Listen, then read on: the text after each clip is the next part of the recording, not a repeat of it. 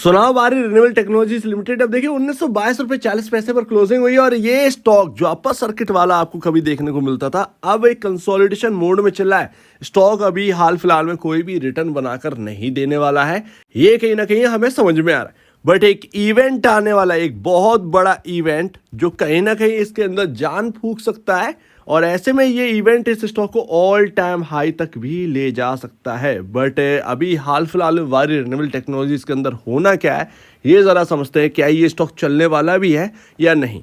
तो देखिए फैक्ट तो ये है कि आप जो चल पड़े हैं एक बहुत ही लोएस्ट प्राइस से, वहाँ से लेकर अब तक तो आपने जो है वो बहुत ही बड़े रिटर्न जो है वो डिलीवर करती है। कई सारे स्टॉक हैं जो लाख के ऊपर परसेंट का रिटर्न दे चुके हैं, उनमें ये स्टॉक शामिल हुआ। मैं सोचता था कि ये इकलौता वारी रिन्यूएबल टेक्नोलॉजीज है, बट ऐसा नहीं है।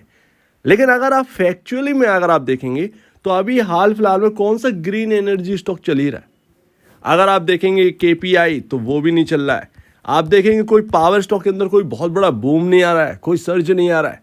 तो ऐसे में अगर आप देखें तो सोलर से रिलेटेड जितने भी स्टॉक हैं उनके अंदर एक्चुअल में कोई तेजी हो नहीं रही है, सब फीके पड़े हुए हैं। ऐसे में वारी रिन्यूएबल टेक्नोलॉजीज ऑलरेडी इतना बड़ा रिटर्न दे चुका है, आप उससे क्या ही एक्सपेक्ट करते हैं। और देखिए जिसने अभी तक एक रिटर्न जो है वो बना लिया है वो बहुत ही बढ़िया बात है, बेहतरीन बात है। बट यहाँ से कोई बहुत बड़ी एक्सपेक्टेशन नहीं रखनी चाहिए बिकॉज ऑफ मैं ऑलरेडी आपको बिजनेस के बारे में बता चुका हूँ। एक तो ये ईपीसी का बिजनेस, समझ रहे ना, और यहाँ पर ना अपने को चाहिए क्या है, सोलर में सोलर पैनल बनाने वाली कंपनी।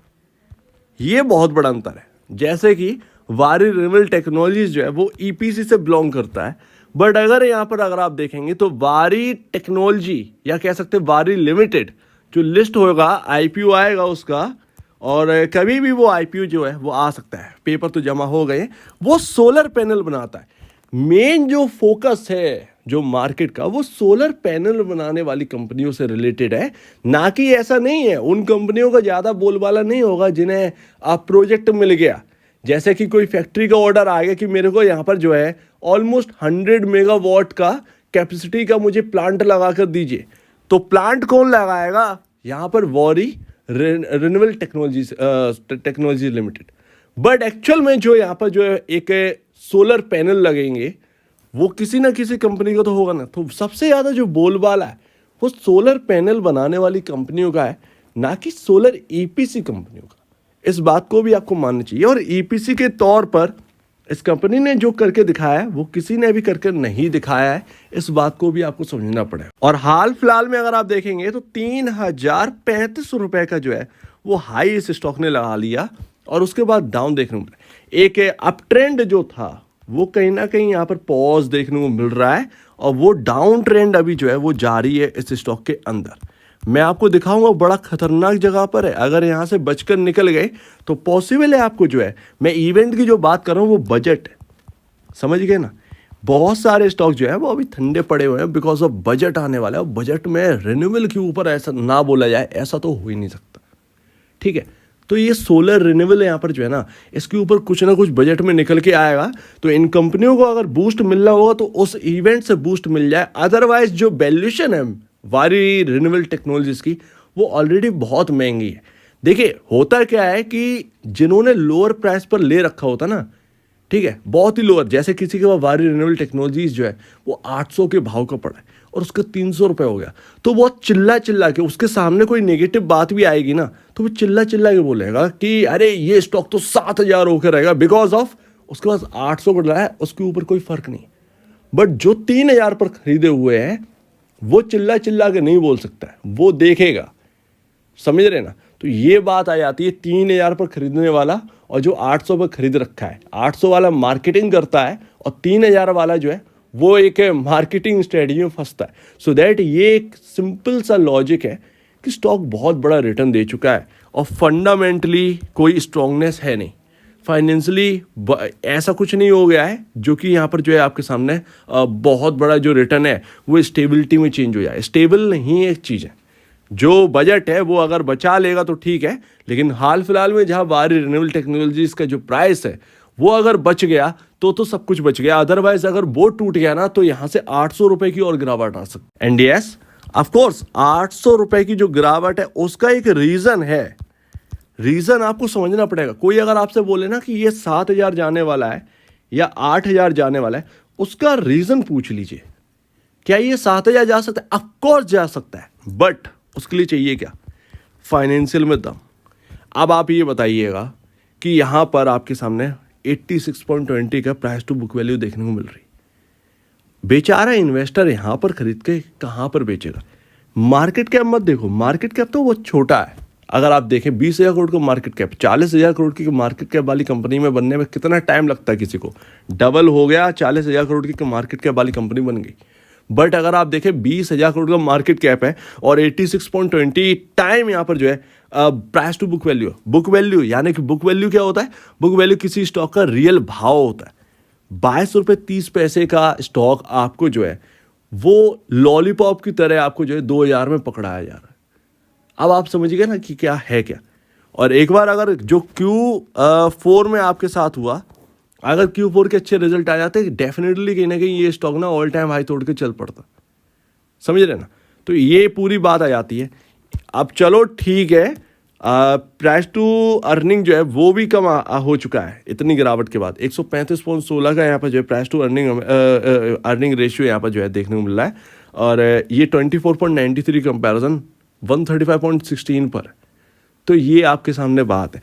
तो अभी अगर आप देखें स्टिल महंगा है, बट अगर यहाँ से भी फाइनेंशियल और चल पड़े तो इस स्टॉक को कोई भरोसा नहीं है कि ये 7,000 भी चला जाए, राइट। और इस स्टॉक का कोई भरोसा नहीं है कि ये 1,000 रुपये भी रह जाए। तो इसका कोई भरोसा नहीं है। जिस तरीके से अभी तक रैली आ गई, महंगा होते होते कितना महंगा हो गया, वो और भी महंगा हो सकता है। बट उसके पीछे कुछ ना कुछ रीज़न जरूर होंगे। और अभी तक जो तेज़ी पड़ी है वो शेयर होल्डिंग पैटर्न की वजह से पड़ी है, क्योंकि सबसे ज़्यादा प्रोमोटर होल्ड करता है, नंबर ऑफ शेयर्स बहुत कम है, डिमांड यहाँ पर इतनी ज़्यादा है, सप्लाई यहाँ पर बहुत लो है। सो दैट ये एक सीधा रीज़न दिख जाता है इसके प्राइस जंप का। बहुत बड़ा जंप हुआ है। तो बड़ा घुमाव बातें हो गई हैं और कहीं ना कहीं आपको जो है कंफ्यूज भी करके रख दिया होगा इन बातों। चलिए मोटी बात समझते हैं और अपनी बात को ख़त्म करते हैं, ठीक है। यहाँ पर है लास्ट चार्ट है आपके सामने। अच्छा, ये आपका टॉप बन गया, ठीक है। ये आपका 3,035 रुपये का भाव है। वहाँ से ये गिरा और यहाँ पर आया। ये आपका जो प्राइस था वो 2,450 के समथिंग है। ऑलमोस्ट 15 या 50 के आसपास है, 15 या 50 के आसपास, राइट। जो ये लो लगा था, उसके बाद फिर से तेजी आई जो कि आपको ऑल टाइम आई 30-35 तक आपको जो है वो लेके गई। वहाँ से फिर से गिरावट आ गई, यानी कि वो आपका एक हैवी रेजिस्टेंस फेस कर रहा है वहाँ पर। प्राइस वहाँ से ऊपर नहीं जा रहा। मोटी बात समझ में आ गई। हुआ क्या दिक्कत कि यार भाई यहाँ पर जो है ना 2,415 का जो प्राइस है वो टूट गया। बस ये प्रॉब्लम हो गई। अगर ये प्राइस ना टूटता ना तो प्रॉब्लम नहीं आती। अब जो आपने लो लगाया जहाँ से सपोर्ट लिया, अगर वही लो टूट गया तो फिर तो सीधी सी बात है, यहाँ पर दिख रहा है कि ट्रेंड जो है वो चेंज हो चुका है। भले ही यहाँ पर जो है ना धीरे एक दिन गिरे फिर ऊपर उठ जाए, लेकिन इसका मतलब ये नहीं कि ट्रेंड चेंज हो चुका है। वो ट्रेंड जो है वो डाउन का ही है, राइट। तो ये बात पूरी आ जाती है। अब उसमें मूविंग एवरेजेस से ये नीचे काम कर रहा है। आप कहाँ पर डोल मंगल रहे हैं? यहाँ पर, यानी कि 100 EMA पर, ठीक है। और 200 EMA आपका ये है। और अभी आपका जो रेजिस्टेंस फेस कर रहे हैं वो 50 EMA है टूटने के बाद। समझ में आ गया ना। 50 EMA बहुत ही हैवी होता है। ये मूविंग एवरेज बहुत अच्छे होते हैं। मूविंग एवरेज अगर आप समझ गए तो बहुत काम के हैं आपके। ट्रेडिंग के पर्पस से आप 5 मिनट की कैंडल में लगाकर कुछ भी कर सकते हैं। मतलब एक परफेक्शनिस्ट आ गई ना तो वो आप ये समझिएगा कि मार्केट आपने कब्जा लिया। तो ये भी एक ना आपके सामने होता है। हालांकि हाँ, एक इंडिकेटर हर चीज़ नहीं करता है। आपको कुछ इंडिकेटर्स का कंफर्मेशन चाहिए होता है किसी भी चीज़ में, राइट। तो ये अपनी बात आ जाती है। चलो यहाँ पर जो है ना आप 100 EMA पर जो है वो स्टॉक डगमगा रहा है, घूम रहा है। आप देखिए पहले भी आपका 100 EMA पर ही सपोर्ट दिया, उसके बाद हायर साइड गया, वापस से हम जो है वो 100 EMA के आसपास आ गए। क्या हम वापस से ऊपर की तरफ जाएंगे या फिर अब ये 100 EMA को तोड़ देंगे? 100 EMA का लेवल क्या है? ये है आपका 1859 और ये डेली बेसिस पर थोड़ा थोड़ा चेंज होता रहता है, जैसे कि 1858, 1857। ऐसा नहीं है कि अचानक से 1900 हो जाए या 2000 हो जाएगा, ऐसा नहीं है। ये मूविंग एवरेज जो है ना वो इतने तेज फ्लो नहीं कर जाएंगे, ठीक है। इस बात को समझिएगा।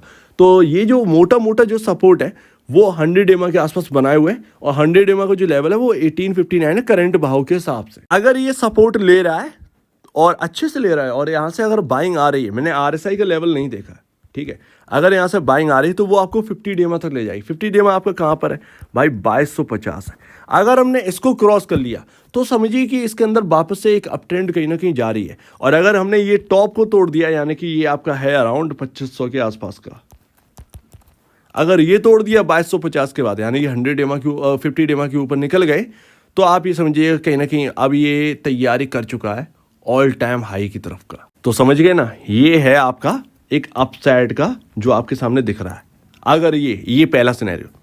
डाउन साइड का क्या सिनेरियो, डाउन साइड में बॉस ये सिनेरियो है, दो बात है, ये 100 DMA टूट जाए और ये आपका जो लो है, ये आपका लो है अराउंड 1600-1700 के आसपास का, ठीक है। ये जो लो बना था आपका मई जून के आसपास, वो अगर लो टूट गया बॉस और ये 100 DMA के नीचे भी चला गया, तो आप ये समझिएगा कि ये फिर गया। इसके अंदर धीरे धीरे कहीं ना कहीं 800 पॉइंट तक की गिरावट हो सकती है, जो कि दिख रहा है, और वो आपको सीधा लेके जाएगी 200 DMA के आसपास। ये एक नज़र आता है। बीच बीच में तो देखिए चलते तो हैं स्टॉक, ऐसा नहीं है कि 200 रुपये गिर गया तो ऊपर नहीं आएगा, ऊपर तो आएगा ही। ये टेक्निकल है, RSI कुछ मायने रखता है कि नहीं। अगर ये गिरा भी तो इस बीच में अगर RSI ओवरसोल्ड भी होगा ना, तो भी ये स्टॉक ऊपर जाएगा अचानक से। लेकिन सीधी सी बात है, जो डाउन ट्रेंड है वो डाउन ट्रेंड है, उसको अपनी पूरा का पूरा जो है वो करना है तो करना ही है फिर, समझ गए ना। तो ये बारी रिन्यूएबल के अंदर होना है। इस सिनेरियो को आप जो है वो नोट करिए और इस पर जो है वो स्टडी करिए। मैं ये नहीं कह रहा हूँ, कोई रिकमेंडेशन नहीं है कि आप बाई कर लें या सेल कर लें।